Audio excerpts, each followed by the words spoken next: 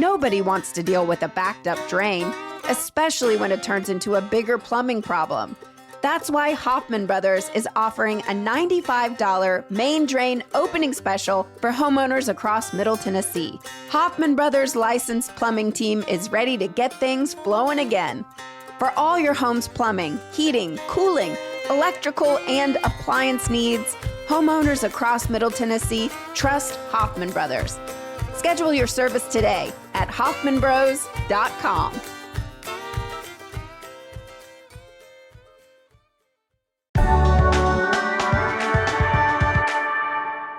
Today on CityCast Nashville, Nashville has spoken on data centers, and now 3 regulation bills are headed for a final vote. Plus, the fight over control of our airport authority takes another turn. And we'll tell you why a pair of felony camping arrests has advocates speaking out. And stick around for our members-only segment called Hell Nah, where this week we have a few thoughts about Marsha Blackburn's new campaign ad. It's Friday, July 10th.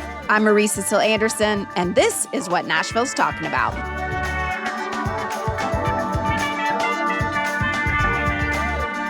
Executive producer Whitney Pastrick joining me today, and it's just us chickens, folks. Bawk, bawk. Why? Because after more than 500,000 people descended on downtown last weekend for our city's 4th of July celebration, we truly thought we deserved a quieter week. Yes, it's so relaxing here now. There's no more sky booms except for the thunder from our flood advisory that's going on like all weekend. P.S. everybody. Goodness. But before we get into today's show, with so many folks traveling through Nashville International Airport this summer, you might be wondering, what makes a perfect airport? And this week on the latest episode of CityCast's national podcast, Your City Could Be Better, hosted by our CEO, David Plotz, he's joined by Scott Keyes, the founder and chief flight expert of Going. And together they dish about airports across the country, including our very own BNA, and what makes them great or not. Marie, do you have a favorite airport? I love me some Fort Lauderdale. Huh. It's an easy get in, get your Uber and go, or public transportation. Lots of buses going. What about you? It's Vegas, baby. I love to lose my last dollar on the slots right before I board my flight. Just video poker till I'm broke. Let's go. Oh, I love it. But y'all at home, you do not have to take our word for it. Go ahead, tune in this weekend to Your City Could Be Better and keep an ear out for your fave airport to be mentioned. You can listen on Spotify, Apple, wherever you get your podcasts. And you can check out the full catalog of episodes at yccbb.citycast.fm.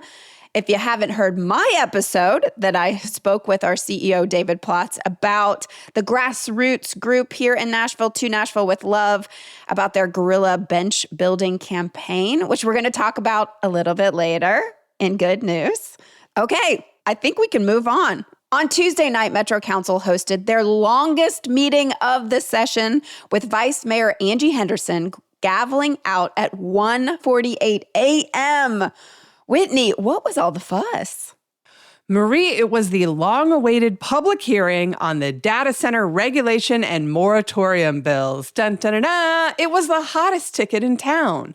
No, seriously, the council office actually implemented a ticketing system like it was a deli counter.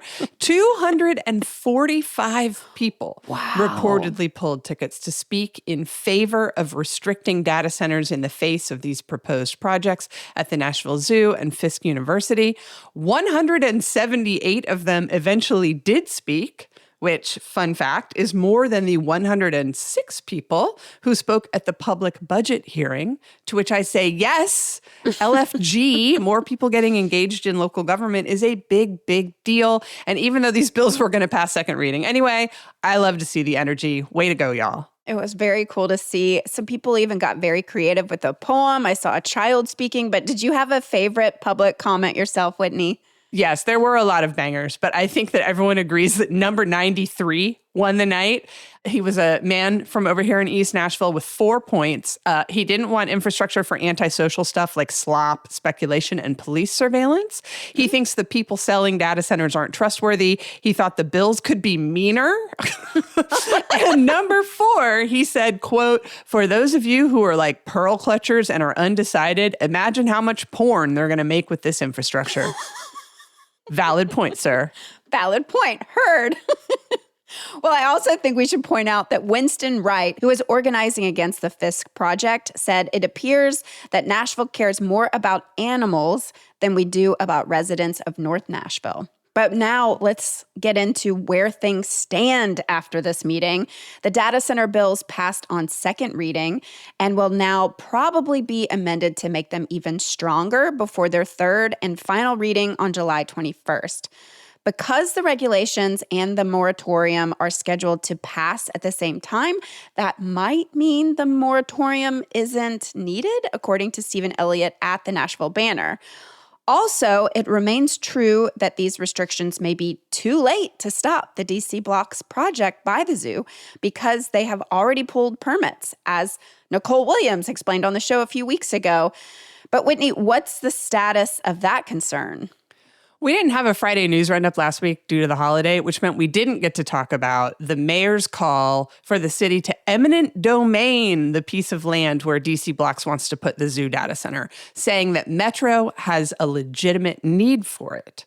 It's not yet clear what that need could be, but his eminent domain legislation also passed first reading on Tuesday. Prior to the council meeting, however, according to the Nashville Scene, our friends at DC Blocks emailed a press release to reporters. We didn't get one, thanks DC Blocks, saying that the facility would not function as an AI data center. And that DC Blocks has committed to environmental stewardship. The mayor immediately responded to that with his own statement saying, quote, "I understand earlier this evening, DC Blocks issued a statement that makes a number of claims not worth repeating." He called their press release, quote, "inaccurate, wishful thinking that is divorced from reality and indicative of a company trying to repair a PR problem they caused for themselves," and says Metro still intends to acquire the land. Wait, can they do that? I'm not a lawyer, but I don't know. Everything about this kind of screams we're going to get our butts sued off to me. Also, my question about all of this is how do we just have like $40 million sitting around all of a sudden? Like we literally just came through budget season where all we talked about was belt tightening. Marie, if you suddenly found a cool 40 mil in the couch cushions here, what would you spend it on?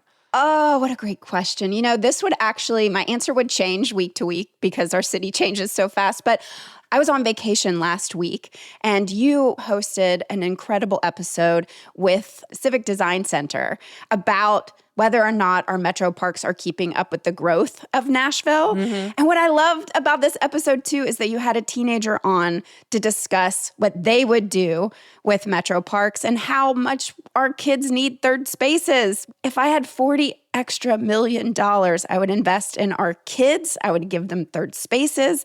I would provide more sidewalks to get to those green spaces. Maybe that's Metro's legitimate need for this zoo-adjacent property. Oh. Maybe we will build a third space. We will call it Third Space Park, and it will have all of the things that our teenager Jada listed off in that episode.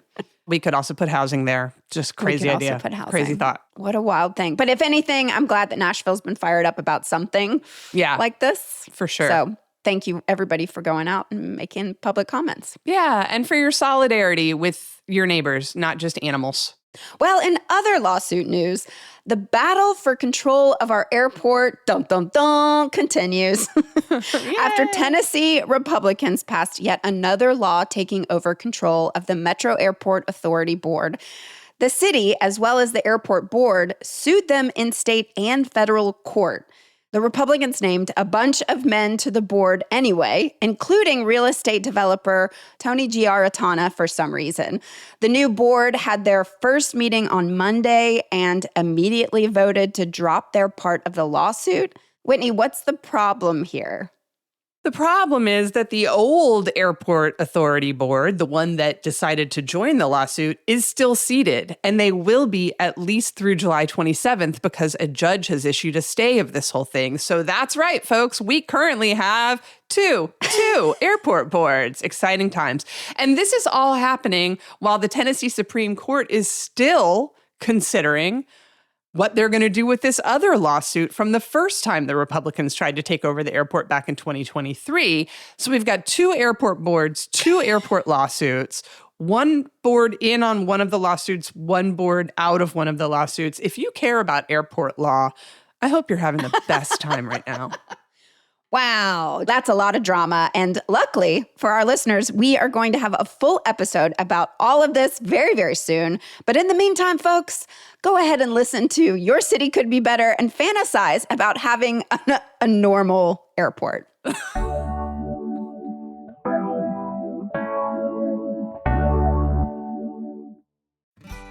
Mark your calendars with great family fun on July 11th. Andrew Jackson's Hermitage is celebrating summer with stars, stripes, and strikes. From 10 a.m. to 4 p.m., the historic grounds will be packed with activities including vintage baseball, live music, face painting, lawn games, crafts, bubbles, and even a chance to meet a founding father. Yes, really! If you're feeling competitive, you can join in the Cornhole Challenge or test your skills in a pie eating contest. And if you're more of a spectator, like myself, grab lunch from Andrew and Rachel's Cafe, spread out a picnic blanket, and enjoy the festivities. Want to make your visit extra special? For just $10 more, you can stay for a living history presentation about Betsy Ross and the creation of the American flag. Admission to Stars, Stripes, and Strikes is included with regular entry to the Hermitage. Learn more and plan your visit at thehermitage.com.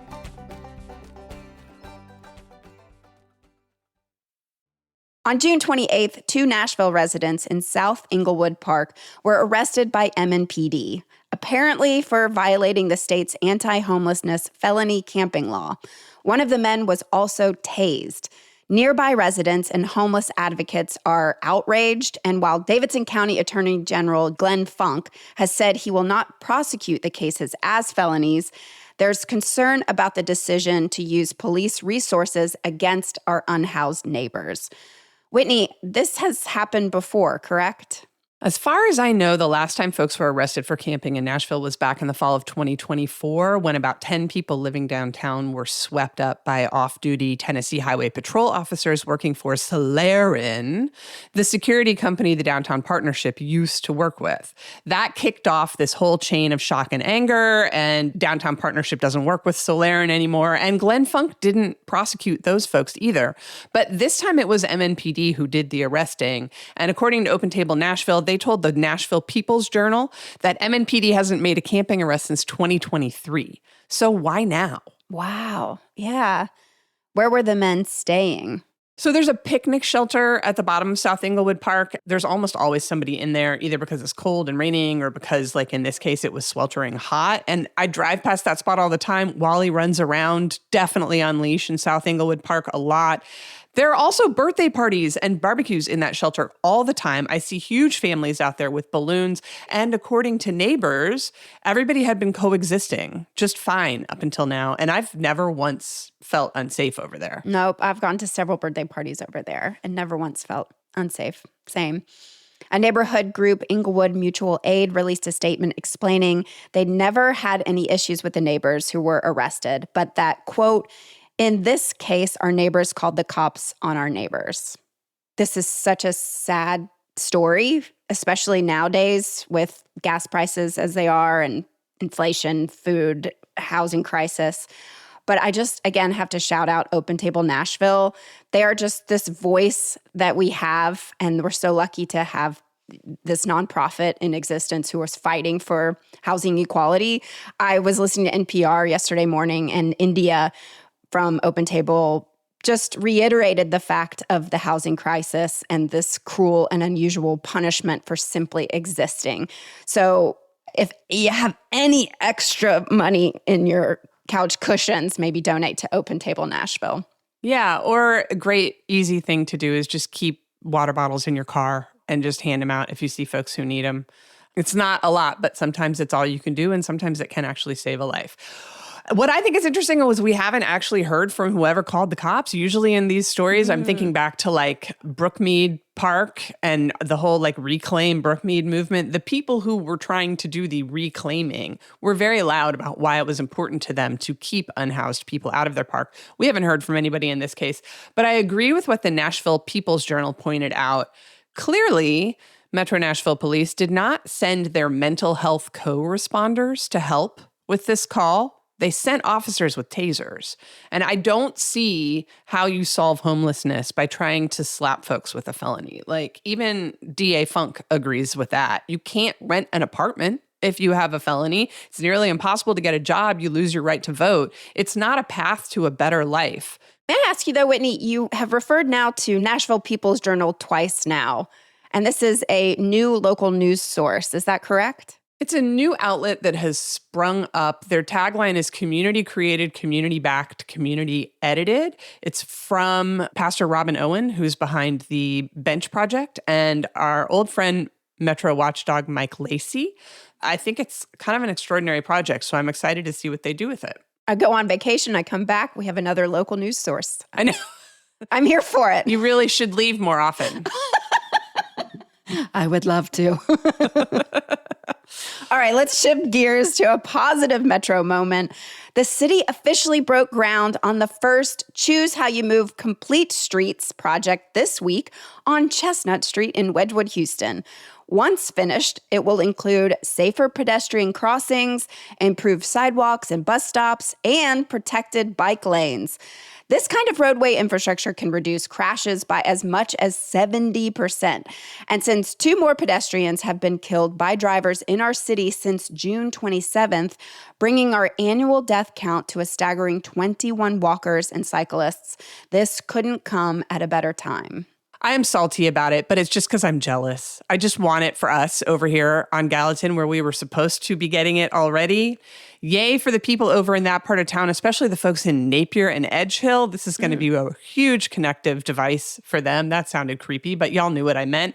And I hope it's the start of many more to come. Also, in an effort to stop being salty, I also want to say hooray to NDOT this week for these Toronto barriers that have appeared on Davidson and downtown, which is a more permanent and less easily run overable form of bike lane protection, Marie. It's those sort of low slung concrete, like parking bumpers, but they're extra tall. Okay. And then are they consistent too? Well, they're getting there. They're getting there. They're ending, obviously, in some places. God forbid we do it all at once. But like the flex posts, as you've seen around the city, can just be mowed down. Right. But at least here, if you run into it, you feel it. Also, hey, I got a new bus shelter out on my corner.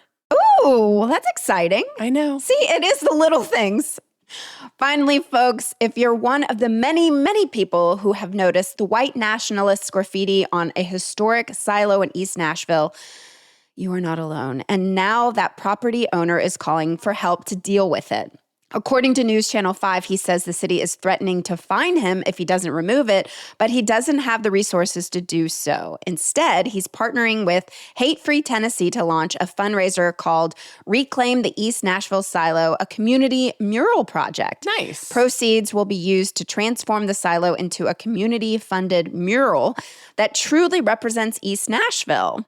We'll put that link in our show notes if folks want to contribute. So many things we're asking you to give money to today. Sorry, but my goodness, we really have to do everything ourselves around here. The city's like, you want that nasty graffiti removed? You do it. You want a bench to sit on at a bus stop? You do it. Wait, no, not like that.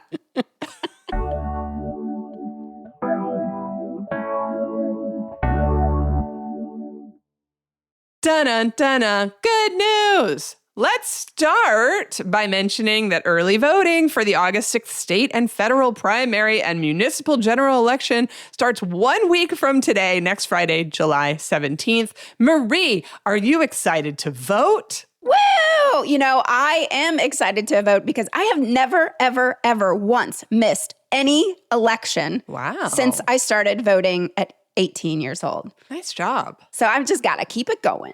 Yep. But what I'm even more excited about is that Monday's show is our election guide featuring the brilliant Holly McCall from the Tennessee Lookout, breaking down all these races for us. Everybody, be sure to tune into that and keep an eye on our newsletter next week. We're going to have an election guide for you there as well. Woo. Meanwhile, frozen Greek yogurt is taking over Nashville. Bum, bum, bum, meaning Culture Club. You know, that frozen Greek yogurt shop that just opened in Wedgwood, Houston. The one that I tried to go to, but the line was wrapped around the corner and the person I was with said, hell no to that. We're not doing that. Anyway, now they are opening a second location and it's coming to Broadway. Yes, it's going to be right in front of Chiefs. It's open. No, it's already open. We can just say they have opened a second location. Oh, they have opened? Yeah, it's open. Oh, they have. Oh, God. They are quick ones. Yeah. Now, Whitney, you already don't go downtown much, but. Hey, I'm trying to fight that allegation. Okay. All right. Will Froyo entice you even more now? It will not. I am immune to whatever is happening in the zeitgeist with the whole Froyo situation. And I will I will sing a line from the band Culture Club, from which this store has clearly taken its name. You are all living in the Church of the Poison Mind. In the Church of the Poison Mind. I think it would be a rowdy good time going down there to Raising Cane's and then going over to Culture Club and then ending at Taco Bell Cantina. Okay, maybe I would go if I could get a discount. I hate to break it to y'all, but we're about to do that thing where we talk about East Nashville again. We went downtown. Look, we were just talking about downtown. But every Monday this month, a new initiative was just launched by Nashville Connector called Multimodal Mondays. If you prove that you walked, rode a bike or e-bike, or took the bus to Riverside Village over here in East Nashville every Monday in July, you can get a discount from a bunch of participating businesses in the area. Here's an example that I will be e-biking over there for. Toot sweet. Village Pub is offering 1 cent mystery beers. What? You heard me. You get free coffee, 10% off a bunch of places. Golden Prawns giving you a free add-on with the purchase of a combo plate, Marie. I cannot believe the Shell station is even participating. 10% off a sale, but not including beer, tobacco, or gas. I freaking love that gas station. That is an OG gas station. And I love that they're just like, yeah, we're part of the neighborhood. What? Has this kind of initiative ever happened anywhere else in town? Because I'm going to say no. I don't have a comprehensive memory of those kinds of things, but I think it's a very cool project, and I would love to see some of the other areas of town adopt it, like Wedgwood, Houston. Once they get their fancy complete street, I would like to have 10% off at Pastis. Yeah. Or the Hermes store. A free scarf at the Hermes store if you can prove that you took a scooter. All right, well, let's get into the amazing events that Nashville has to offer this weekend. Whitney, this one is so exciting. Tonight at Eastside Bowl, they have burlesque, and it's called Burlesque Brawl. Ooh. And it starts at 8 o'clock. Get this, they're going to have Jello wrestling. Oh my gosh. Aerial arts, boylesque, tattoos, a hot dog. Wait. Yeah. Boylesque? Boylesque. Can we not have anything for ourselves? That's just called Thunder Down Under. Well, I'm going to go check it out. I'll report back and see how much thunder was caused down under. Please do. There's also going to be a hot dog eating contest and, a live wrestling match thanks to Pro Wrestling Symphony, which also they're going to be having another event tomorrow on Saturday, which is free at 6th and Peabody, 2 to 4:30 p.m. And we just have to mention that our old host here at CityCast Nashville, Grace Fuse, who had just gotten into wrestling when she started with us, is making her wrestling debut tomorrow. So that is amazing. She made it her goal, I believe, her New Year's resolution to get out there and wrestle, and she's doing it tomorrow. So hot damn. That's amazing, Grace. Good for you. It's amazing. Don't get hurt. It's fake, Marie. I know, but even they fake it and it makes me. No, I know. You can get really injured. All right, what else is going on this weekend? Tomorrow, it's the final open streets of 2026. This is where they close down a bunch of streets downtown. This year, it's a mile loop so that you can walk, bike, scoot. I don't think you get a discount on anything. It's from 10 to 2, though. And I'm excited. I'll be down there. Because our friends at To Nashville with Love, they are having their first ever bus bench art show where a bunch of people picked up blank benches and they've painted them extravagantly and they are bringing them downtown. I will be one of the judges in this contest. It's still not been made clear to me what my criteria is, so it'll just be whatever I want. The judging starts at 10:30 if you want to come be a part of that. And they're probably still looking for volunteers to take all the benches to their new homes after the show. So go to a bench for the number 4, everyone on Instagram to learn more and connect with the volunteer team. NDOT has sadly, regrettably been picking them up again. That's why we can't have nice things. Right. We're just trying to make the city better. But no, not like that. And then finally, let's end on some really good news, Marie. Metro Parks is opening a brand new park in Antioch this weekend, located at 140 Tusculum Road. Long-awaited Mariposa Park is finally going to be with us. This is Councilmember Sandra Sepulveda's life's work. Yes. I'm so excited for her, for the people at Parks. Again, if you listen to that episode we did on Monday, it's clear that we need so much more of this. It's 10 acres of green space, play areas, walking trails, a field where you can probably play a crap ton of soccer. So that would be a great day. Hit up the opening of Mariposa Park and then come see me judge. People. Oh, that's so cool. That is very cool. And one last little thing. I saw on Instagram this week that my favorite international market hasn't been able to open due to the fact that their AC has been broken this week. Oh, no. At the time of this recording, they're still closed. They're still waiting for that AC to get pumping. So the second they are reopened, folks at home, let's go support International Market. I just love them so much. So Arnold, good luck. I hope you get a stream of customers just because of this mention. You're welcome. Thank you. This has been Marie's continuing attempts to eat for free at International Market. Hey, guess what time it is? Let me guess. It's time for our members only segment called Hell Nah. Hell nah, everybody. If you're a CityCast Nashville neighbor, you're going to be able to hear this next segment and you're going to want to hear it. Because we're talking about Marsha Blackburn's fortune cookie commercial. You've all seen it. You've all heard the rumors about where it was taped. So if you're a CityCast Nashville neighbor, stick around. We'll get into that right after this break. But if you're not a CityCast Nashville neighbor, this show is just going to skip right to the end now. You're not going to be able to hear any of that. Why don't you pause the podcast? Trot on over to membership.citycast.fm. Get yourself a membership. It's $10 a month or $100 a year. You'll be supporting the fabulous work that me and Marie and Margaret and our spoiler alert soon-to-be new team member over here do every week. That was your chance to do it. Here we go. Hell nah! We do have some new member shout-outs. Wow! That's right. We do. New member shout-outs this week. Shouting out Eazy-E and Dawn D. Thank y'all so much for becoming CityCast Nashville neighbors. We really couldn't do this without you, and it means the world to us. And then, Marie, Eazy-E had a shout-out, didn't they? Which is yet another membership perk. You get to shout out any local organization of your choosing. And this one, thanks to Eazy-E, the Nashville After Zone Alliance and all their wonderful nonprofit partners providing free after-school and summer programming across Nashville. Hey, we also provide free after-school programming and summer programming. Office hours at East Nashville Beer Works today, 2 to 5. The World Cup is starting to dwindle, but there will be a game on. That will be Spain versus Belgium at 2 p.m. right as we kick off. So come watch Spain. Come watch a colonizer play the land they colonized and join us. You get a secret sandwich. Everyone is welcome. CityCast Nashville neighbors get $1 off drafts. That's it. We're done. There's nothing else to say. That's it. We have done it. Just the two of us. What a dream. What a dream team. Oh my gosh.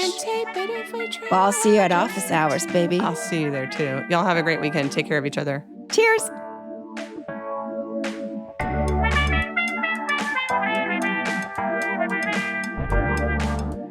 That's all for today here on CityCast Nashville. And don't forget, you can support this show and get great perks by becoming a CityCast Nashville neighbor at membership.citycast.fm. Our executive producer is Whitney Pasterek. Our creative producer is me, Marie Cecile Anderson. Our CityCast Nashville newsletter editor is Margaret Kingsbury, and our theme music is by Prop Jenkins, with additional music by Amber Rose and Andy Ellison from Triple Scoop Music via Getty Images. Post-production this week was done by Kyle Neal, with roving support from producer Alyssa Castles. If you enjoyed the show, why not tell your friends? Rate the show, leave us a review, and subscribe to our CityCast Nashville newsletter. We'll be back Monday morning with more news from around the city. Toodles!